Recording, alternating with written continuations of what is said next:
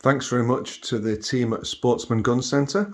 Here we have the BOG Deathgrip 360 shooting chair, which is not only a chair that rotates through obviously 360 degrees, but it includes an articulated gun rest.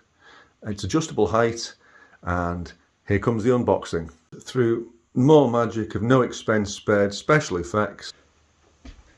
So this is live. I've not done any prep. We have, oh right, it's quite heavy. We have clearly the folded chair and the frame. So I'll get these out of the box. So through the miracle of more no expense spared special effects, we have the chair itself, and we have the right angled tubular bracket that rotates around the chair base, and we have the adjustable height articulated arm holding the BOG Ultralight clamp itself. No tools are required for assembly, so the chair simply opens out. I say simply, but this fella's brand new. The hinges are a little bit stiff, like so. So you've got a tough mesh back and base, which looks like it's got a little bit of spring to it, though I've got quite a skinny backside, so it felt pretty firm to me. Once the chair is overturned, we have a zip-up pouch containing no less than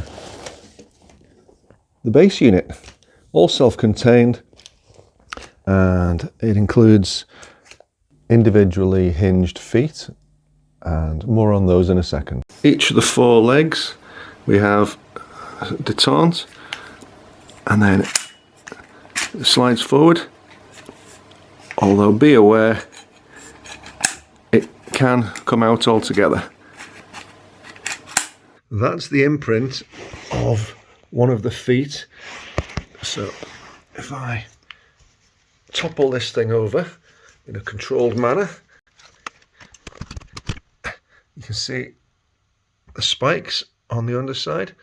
So what I'm planning to do to avoid getting these spikes damaged on the concrete floor of the barn, I'm going to build 4 little round discs using an old carpet tile offcut and tape them on like little shoes. So for assembly, I've put the chair face down, still folded, on my usual bucket rotating high seat, and we have a hollow spigot projecting upwards. And before we add the articulated rest, this is the arm that rotates around the chair for right-handers or left-handers, and we have an adjustable clamp with a split plastic bushing, and the split plastic bush that lines the inside of the clamp has a little button sticking up that keys into a hole on the outside, and that fella goes over this spigot like so. So all I've done is push this arm and this split bushing over the spigot, and we can now secure it with this lever. It will still rotate around left or right of the chair, which is obviously currently inverted.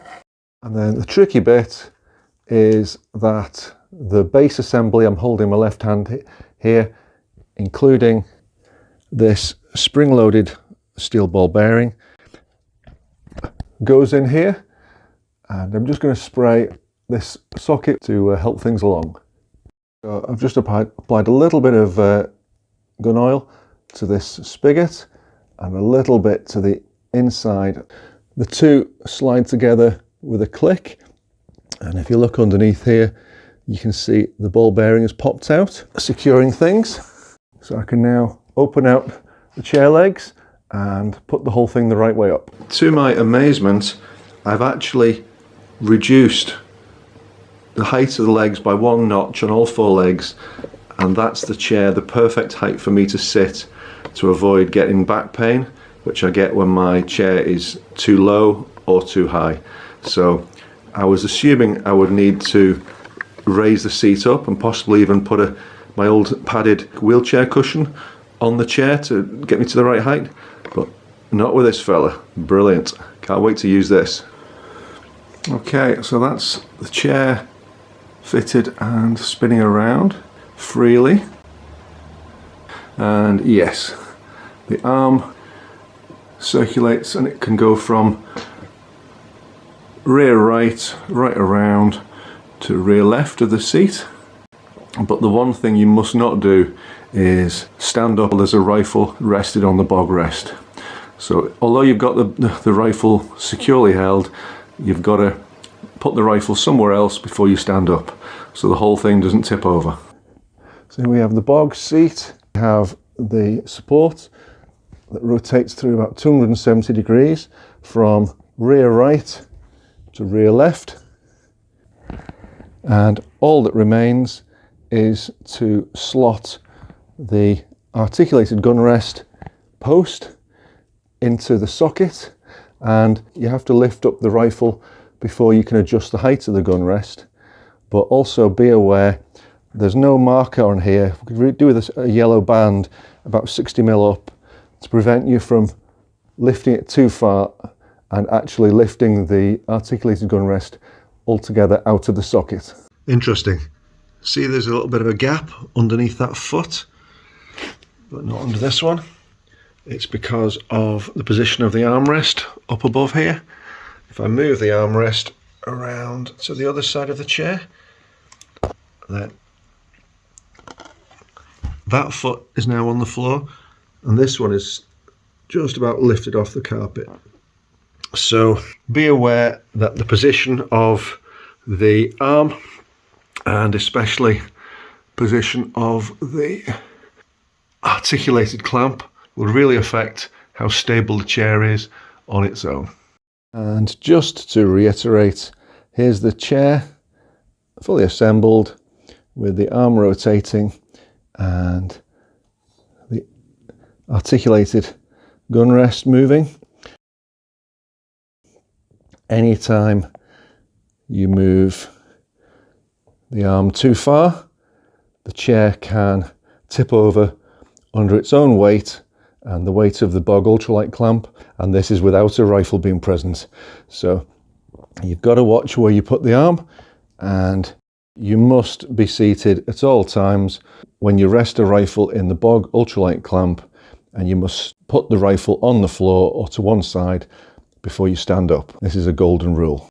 Coming up shortly, part 2 shows me taking the BOG 360 chair out to one of my local permissions where I do a lot of ratting over winter, assembling it and basically just demonstrating it for you.